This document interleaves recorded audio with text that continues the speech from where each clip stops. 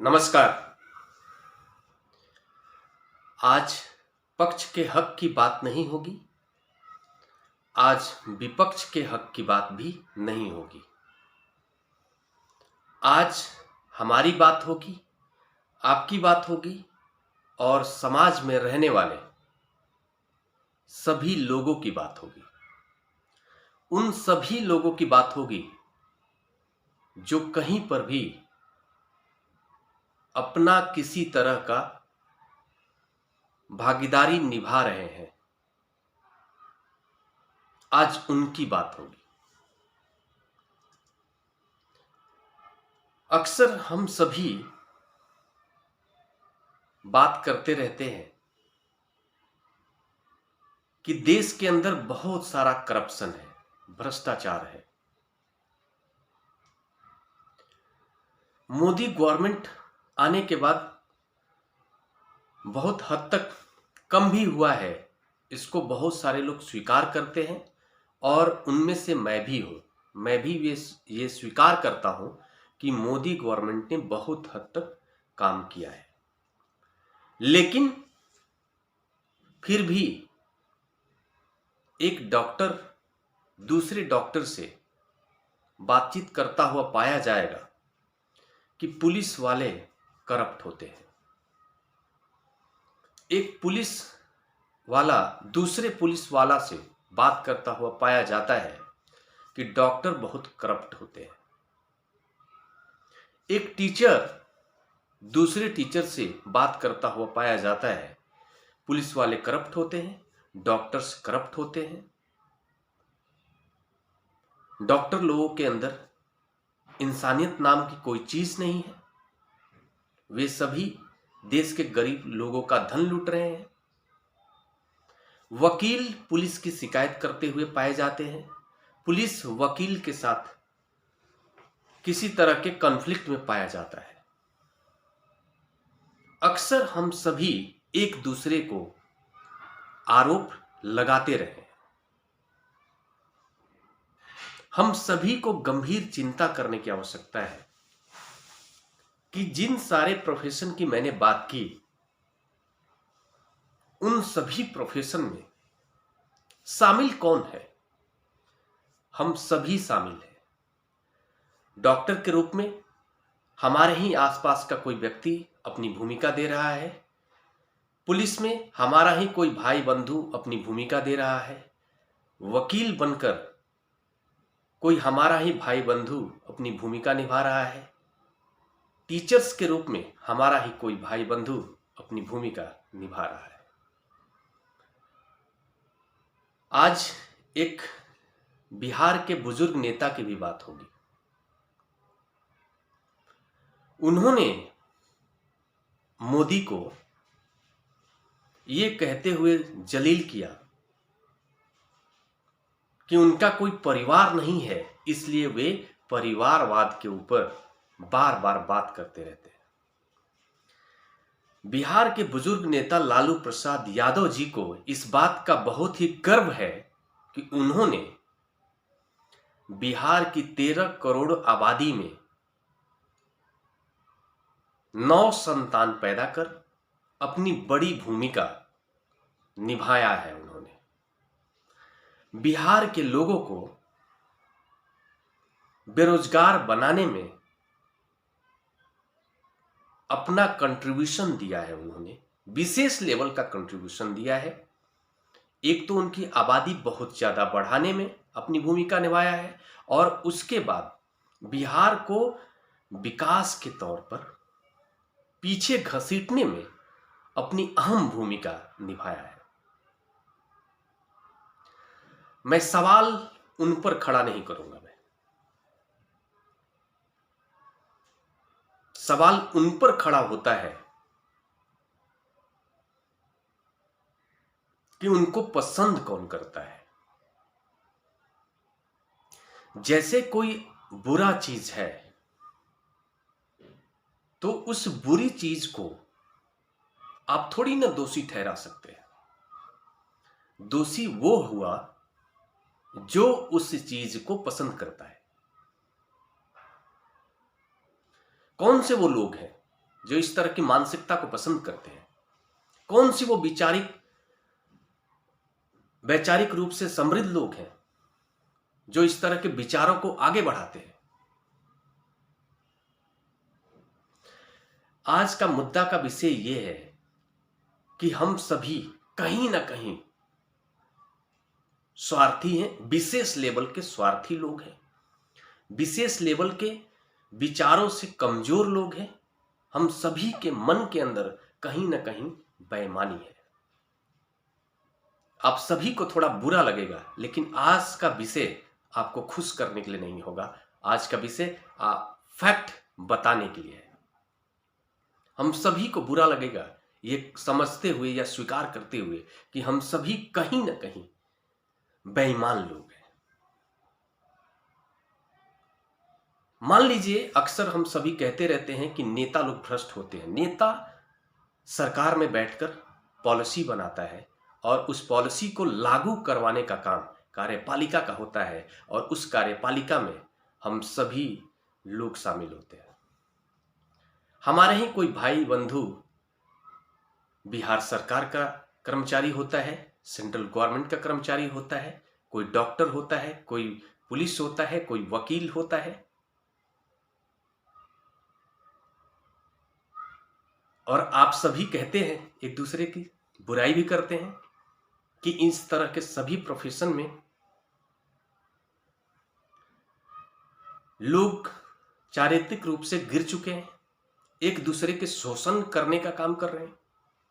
तो इसका मतलब हम सभी उसमें आ गए। व्यापारी वर्ग को भी मैं नहीं छोड़ूंगा। जो व्यापारी वर्ग है वो किस तरीके से शोषण कर रहा है उसकी भी बात की जाएगी। किसी भी समाज को मजबूत तब किया जा सकता है, देश को मजबूत तब किया जा सकता है कि जब लोगों के विचार पर काम किया जा सके, लोगों के विचार को समृद्ध बनाया जा सके, तभी जाकर के कोई राष्ट्र मजबूत हो सकता है। विचार पर काम करने की आवश्यकता है हम सभी को। जहां पर भी हमारे हक में कुछ भी बात होता है हम उसको एक्सेप्ट कर लेते हैं, स्वीकार कर लेते हैं। जैसे ही कोई नेता हमारे कम्युनिटी के पक्ष में कोई पॉलिसी लेकर आ जाता है या फिर दो चार स्टेटमेंट दे देता है, हम उस नेता को पसंद करने लगते हैं। यही बड़ा वैचारिक एरर है हमारे माइंड का, जो करप्शन को जन्म देता है, बुराइयों को जन्म देता है। हमारे हक में अगर कुछ भी बात होती है तो हम यह नहीं देखते हैं कि यह जो हमारे हक में बात की जा रही है कितना नैतिक है और कितना अनैतिक है।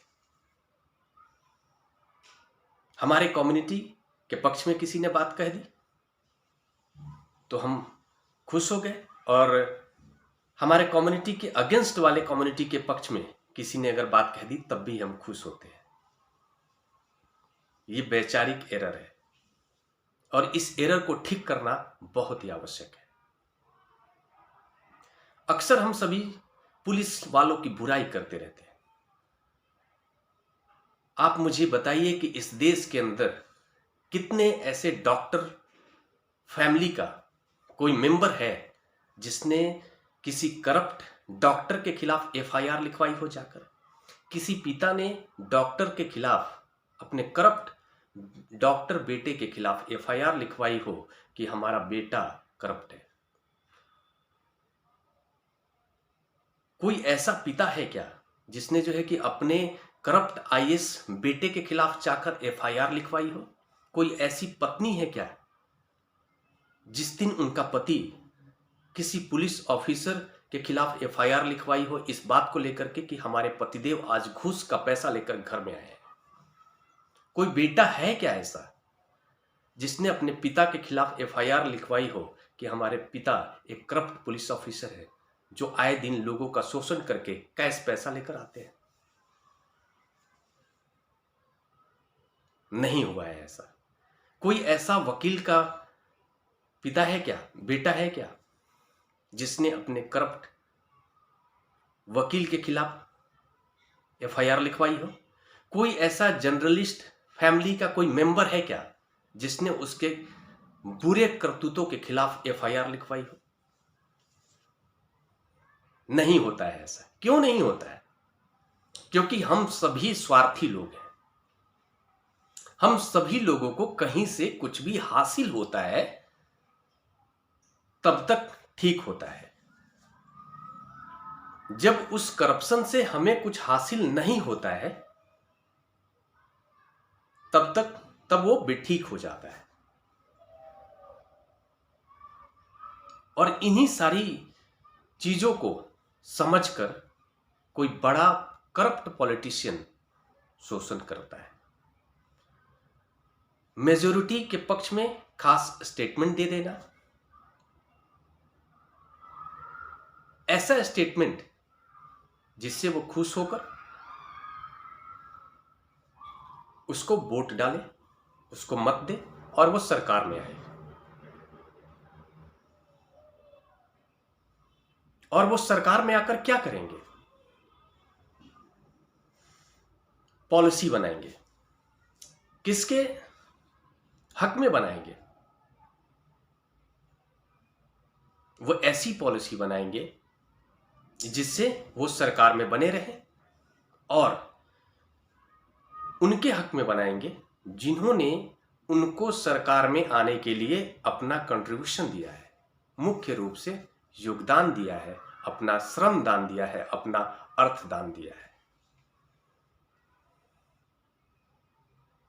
और आजकल के इलेक्शन में सबसे ज्यादा कंट्रीब्यूशन किसका है? पैसे का है। आपने खुद एक आंकड़ा देखा होगा, पिछले 7-8 दिन पहले एक टीवी पर न्यूज भी आया था जिसमें यह बताया जा रहा था कि सभी पार्टियों को कितना चंदा मिला है इलेक्टोरल बॉन्ड के नाम पर।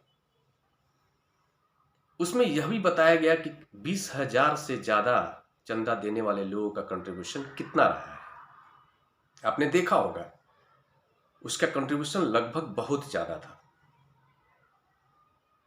तो पैसे देने वाले कौन लोग होते हैं और क्यों देते हैं? इसको कभी आपने समझा है? वो इसीलिए तो चंदा देते हैं कि इस पार्टी की जब सरकार आएगी तो हमारे पक्ष में पॉलिसी बनाएगी ताकि हमें फायदा हो सके। हम सभी सोचो विचारों से कितना दूषित हो चुके हैं।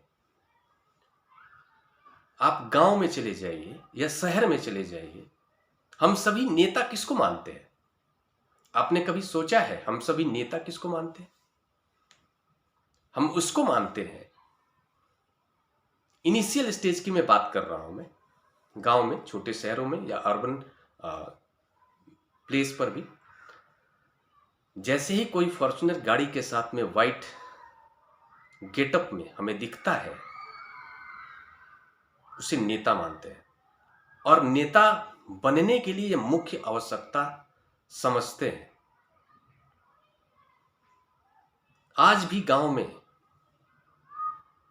कोई साइकिल से आपके पास आकर कहता है कि मैं इलेक्शन लड़ रहा हूं, आप क्या मुझे वोट डालेंगे या मुझे वोट दीजिए? कितने लोग हैं जो उसको वोट देंगे? अपना नहीं देंगे। पहला तो उसे नेता मानने से ही स्वीकार नहीं करेंगे कि ये नेता की काबिलियत है। नेता की फर्स्ट काबिलियत लोग समझते हैं फॉर्च्यूनर गाड़ी। ये मेजॉरिटी की मैं बात कर रहा हूं। मैं जो वैचारिक रूप से मजबूत है उसका जनसंख्या बहुत ही कम है। उन लोगों के विचारों से ऊपर उठकर मैं बात कर रहा हूं।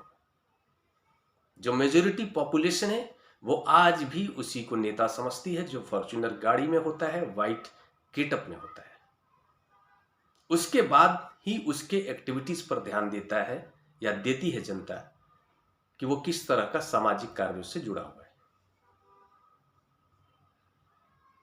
तो ये फॉर्च्यूनर गाड़ी कहां से आएगा आपको समझ में नहीं आता है, लेकिन उस फॉर्च्यूनर गाड़ी का पैसा भी आपके ही जेब से निकाला जाता है। उस फॉर्च्यूनर गाड़ी में जो पेट्रोल भरवाया जाता है उसका भी पैसा आपके ही जेब से निकाला जाता है। उस इलेक्शन में जो खर्च होता है, जो रैलियां होती है, जो टेंट लगाए जाते हैं, जो झंडे लगते हैं, वो सारे पैसे आपके जेब से नोचा जाता है। आपने कभी समझा है इसको, किस तरह से नोचा जाता है? मैं उदाहरण के तौर पर एक छोटे से उदाहरण में आपको बता रहा हूं। आपको मैं छोटा सा एग्जाम्पल दे रहा हूं। एक कंपनी है, भारत की टेलीकॉम कंपनी है, बहुत ही फेमस कंपनी है।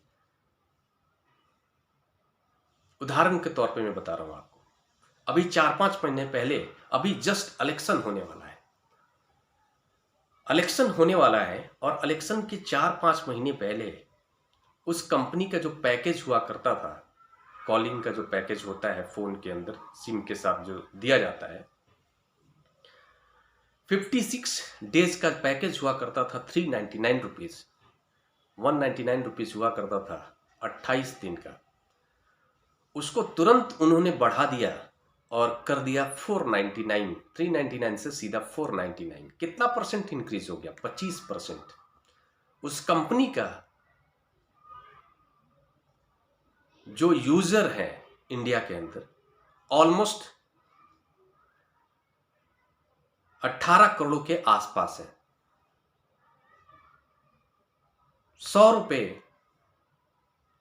25% अगर मान लो बढ़ा दिया गया, मंथली उसका पैकेज जो 299 का 199 का होता था वो ऑलमोस्ट 239 का कर दिया गया। 40 रुपीज बढ़ा दी गई। 18 गुना 40 कर दीजिए तो कितना होता है? 720 करोड़ रुपए होते हैं। एक साल में कितना होता है? 8,400 करोड़ समथिंग होता है। 10 साल में कितना होगा? 85,000 करोड़ रुपए होते हैं। उसी कंपनी का एक और चीज उदाहरण दूंगा मैं।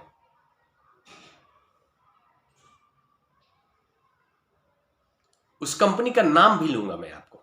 उस कंपनी का नाम है एयरटेल। उस कंपनी के डीटीएच जो टीवी चलाने के लिए हम लोग इस्तेमाल करते हैं, एयरटेल डीटीएच का पैकेज हुआ करता था 360 रुपीज, जो 400 कर दिया गया। साइलेंटली कर दिया गया, कंज्यूमर को बताया तक नहीं गया। 40 रुपए एवरी कंज्यूमर को देना पड़ेगा। पैकेज बढ़ा दिए गए और उसके जो यूजर हैं एयरटेल डीटीएच के लगभग 1 करोड़ 60 लाख है। 40 रुपए बढ़ाने का मतलब हो गया लगभग 64 करोड़ रुपए हर महीने का बढ़ा दिया गया। और साल के कितने हो गए? लगभग 800 करोड़ रुपए हो गए। 10 साल में कितने हो गए? 8,000 करोड़ रुपए हो गए। इसीलिए ये कंपनियां चंदा देती हैं सरकार को। इसमें से 2,000 करोड़ रुपया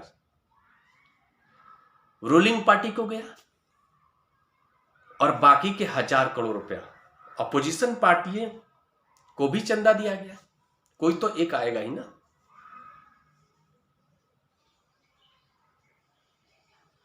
ये एयरटेल डीटीएच कंपनी का एक और घोटाला मैं बता रहा हूं आपको, छोटा सा घोटाला जिसको आपने सोचा भी नहीं होगा। किस तरीके से आपके जेब पर जबरदस्ती डाका डालने का काम कर रही है और इस पर सरकार अंकुश लगाने तक का काम नहीं कर रही है। 1 करोड़ 60 लाख इनके यूजर हैं, जिसमें से लगभग 1 करोड़ ऐसे यूजर होंगे जो एक्सपायरी के बाद ही अपना रिचार्ज करते हैं और एक्सपायरी के जस्ट बाद, चाहे 1 घंटे बाद भी अगर आप रिचार्ज करेंगे तो 15 रुपए आपके अकाउंट से कट किया जाएगा। 1 करोड़ लोग अगर ऐसा करते हैं तो 15 करोड़ रुपए जबरदस्ती का उनसे वसूल लिया गया। साल के 200 करोड़ रुपए, 10 साल के अंदर कितने हो गए? 2,000 करोड़ रुपए। उसमें से 20%, 30% चला गया चंदा।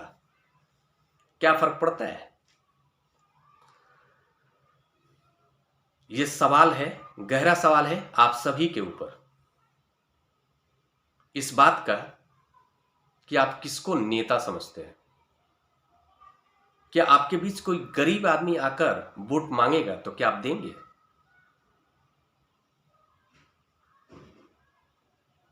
क्या आप बिना रैली के आप किसी को अपना उम्मीदवार स्वीकार करेंगे? नहीं करेंगे। और ये कंपनियां जानती हैं, ये कंपनियां क्या करती हैं, पूरे सिस्टम को टेक ओवर करती हैं। फार्मा कंपनियों की अगर बात कर लें, फार्मा का एक लॉबी है इंडिया के अंदर, जिसको हम लोग एसोसिएशन बोलते हैं, इंडियन मेडिकल एसोसिएशन, IMA। ये इंडियन मेडिकल एसोसिएशन हर व्यापारी वर्ग का एक एसोसिएशन होता है। वो क्या करता है, वो सरकार के साथ निगोशिएशन करता है कि आप हमारे इंडस्ट्रीज में इस तरह की पॉलिसी लेकर नहीं आएंगे या फिर आएंगे। एक व्यापारी जाएगा पॉलिटिशियन के पास जाकर कहता है तो क्या कहेगा, मुझे पैसे कमाने हैं, आपको राजनीति करनी है, आपको राजनीति करने के लिए चंदा चाहिए, मैं चंदा देता हूं, और हमें धन कमाना है तो धन कमाने योग्य आप पॉलिसी बनाएंगे। इस तरह से निगोशिएशन होता है। ये IMA क्या करती है, सरकार को घुटने तले दबा कर रखती है और सरकार घुटने पर आकर उनकी बात सुनती है। इस देश के अंदर आयुर्वेद को आगे बढ़ने से रोकने का काम IMA करती है। क्यों करती है? क्योंकि आयुर्वेद में जो चीज 50 रुपए में ठीक हो जाएगा और उसी चीज के लिए वो 1-1 लाख 1.5 लाख रुपए वसूलते हैं, उनको तकलीफ है।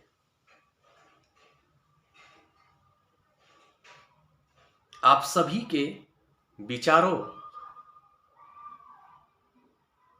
को मंथन करने की आवश्यकता है और खुद से मंथन करने की आवश्यकता है कि हम कितने ऑनेस्ट हैं। आपको अगर लगता है कि हम धन इकट्ठा करके एक बड़ा धन का अमाउंट छोड़कर अपने नेक्स्ट जनरेशन के लिए जाएंगे तो वो सुरक्षित रहेंगे, तो आप गलत सोच रहे हैं। एक मजबूत विचार देकर आप जाएंगे, एक उदाहरण देकर जाएंगे, वो सबसे बड़ी पूंजी होगा उनके जीवन को सुखी बनाने के लिए। इस पर विशेष ध्यान देने की आवश्यकता है। और इसी के साथ सरकार से मैं आग्रह करूंगा कि आप अगर इतना ही पाक साफ खुद को समझते हैं तो इस देश को ड्रग्स फ्री बनाने में अपनी भूमिका निभाइए। मैं उत्तर प्रदेश गवर्नमेंट से भी आग्रह करता हूं कि भारत को ड्रग्स फ्री बनाए, उत्तर प्रदेश को ड्रग्स फ्री बनाए। अर्बन जो एरिया है वहां पर ड्रग्स माफियाओं का बहुत बड़ा एक लॉबी युवाओं को ड्रगिस्ट बनाने में अपनी भूमिका निभा रहा है। उसको रोकने की आवश्यकता है। अगर हम भारत को एक मजबूत राष्ट्र बनाना चाहते हैं तो युवाओं को इससे दूर रखने की जरूरत है।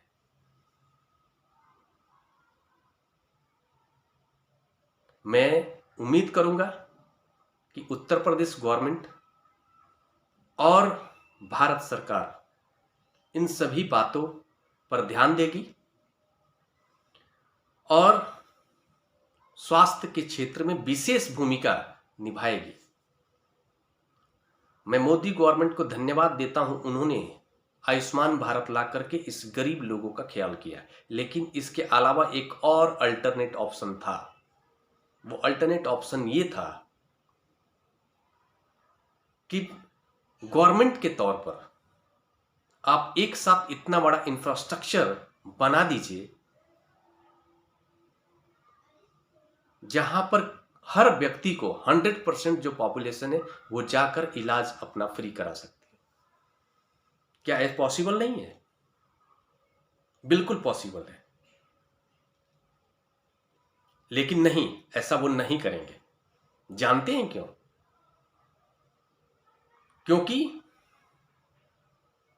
जो प्राइवेट फार्मा माफिया है, जो हॉस्पिटल के ऑनर है, जो फार्मा कंपनियों के ऑनर है, वो ऐसा नहीं करने देगी।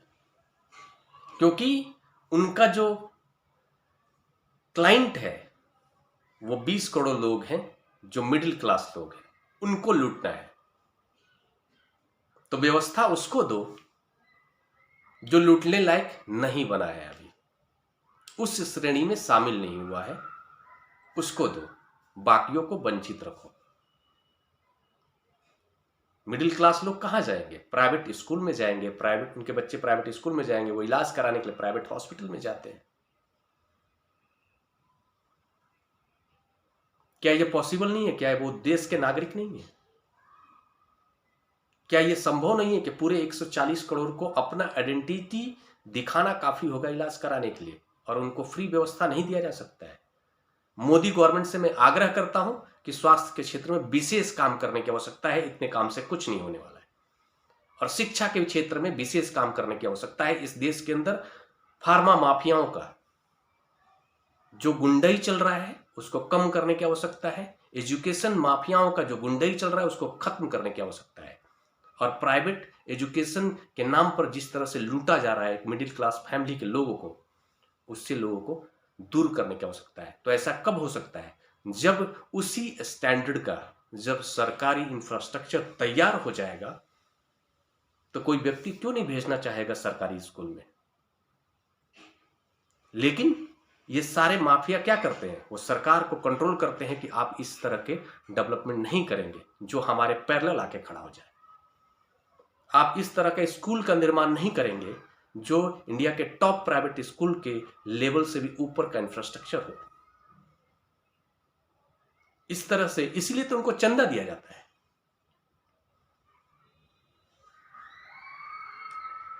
जनता को भी ये समझने की आवश्यकता है और अपने अंदर की बुराइयों को भी देखने की आवश्यकता है। हम सभी को उतना ईमानदार होने की आवश्यकता है ताकि अगर हमारे घर का भी कोई सदस्य करप्ट हो तो हम FIR लिखवाने में नहीं हिचके, पत्नी के तौर पर, बेटे के तौर पर। लेकिन उसके लिए अपने अंदर त्याग रखने की आवश्यकता होगी, डाउन टू अर्थ होकर जीने की आवश्यकता होगी, क्योंकि इसमें बहुत ज़्यादा त्याग और बहुत ज़्यादा आत्मबल की आवश्यकता होगी। कोई बेटा अपने पिता के खिलाफ कब FIR लिखवाएगा? जब उसके अंदर लालच नहीं होगा, जब वो जमीन से जुड़ा हुआ व्यक्ति होगा। क्योंकि बाप लूटता किसके लिए है? अपने ही संतान के लिए लूटता है। जब ऑडी गाड़ी लेकर के आप घूमते हो तो आपके अंदर वो वैचारिक मंथन होना चाहिए कि यह ऑडी हमारे पिता ने किस तरह के कार्य करके हमें दिया है।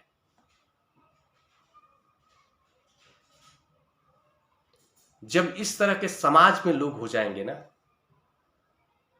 जब अपने ही लोगों के खिलाफ FIR लिखवाने लगेंगे ना, तो कोई भी करप्शन नहीं करेगा।